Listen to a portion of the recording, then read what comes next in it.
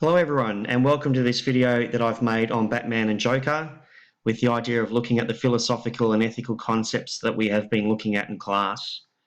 I've chosen Batman vs Joker. It's a topic I love and enjoy, the idea of good and evil, but also as I've read a lot of it recently and also looking at what we've looked at in class, I can see that there's certainly philosophical concepts that apply to this concept of the Batman vs Joker, which leads to this question. Why doesn't the Batman just kill the Joker? So think about that and apply some of the ethical ideas and see what you think. A bit of background to go through.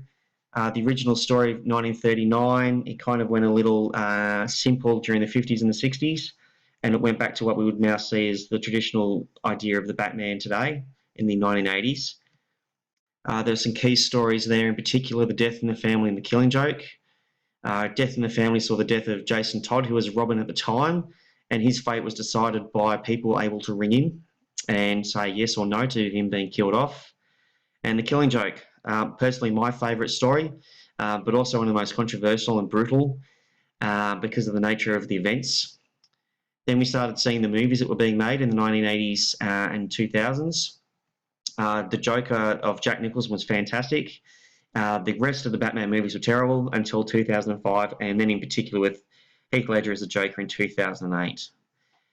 Heath Ledger was actually told, apparently he had a bit of a problem trying to understand the role of the Joker, and he was given a copy of The Killing Joke. And from then on, Heath Ledger understood what the Joker was about.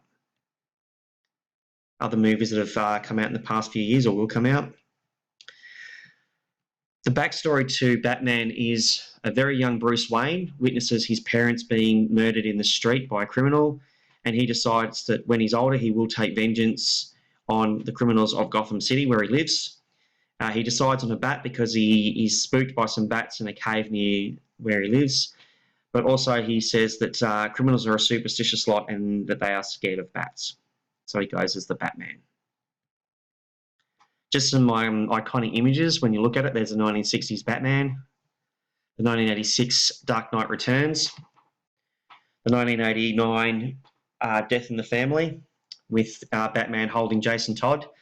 And the idea was the Joker was determined to try and break Batman to the point where he would actually kill the Joker.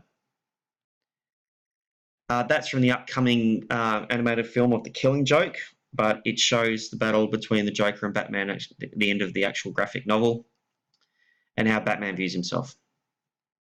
The logo from 1989, Michael Keaton Batman, Christian Bale Batman, and Ben Affleck Batman.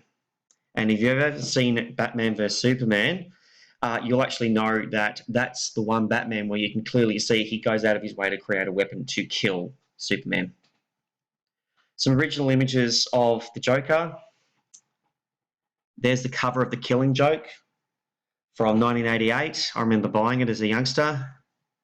And the story of the Joker is that he falls into a vat of chemicals when he's trying to help people break into a chemical plant, and that leaves him badly scarred, and his skin is turned white, and he's sent mad.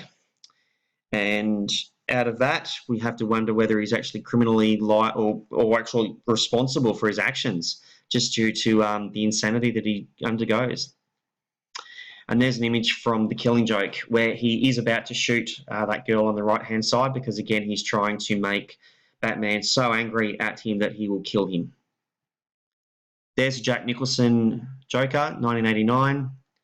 In 1992, we're introduced to Harley Quinn, who is Dr. Harleen Quinzel, a psychiatrist, who tries to work with the Joker and cure him, but instead falls in love and becomes his accomplice. Heath Ledger.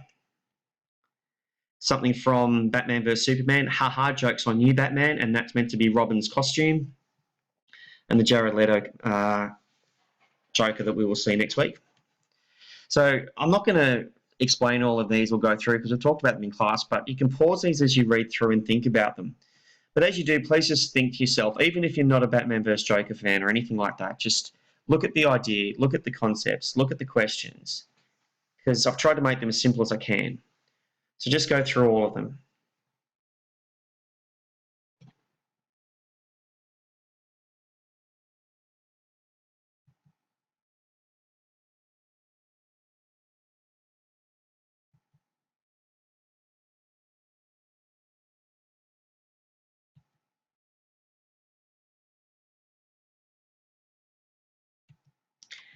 I'm going to finish off on this picture. This is from a recent graphic novel called Death of the Family. And in it, the Joker goes a little bit more nuts than usual. And in the end, he's having a philosophical discussion here with Batman. I've shown this picture to a few people, and they agree that he's challenging Batman's morals and ethics. And if Batman can break, any one of us can break. So think about that in relation to all of the concepts that we've looked at. Hopefully this has helped you understand those concepts a little bit more, especially with outcome 1 due shortly and outcome 2 later this year. Until then, hopefully this has helped you. Have fun.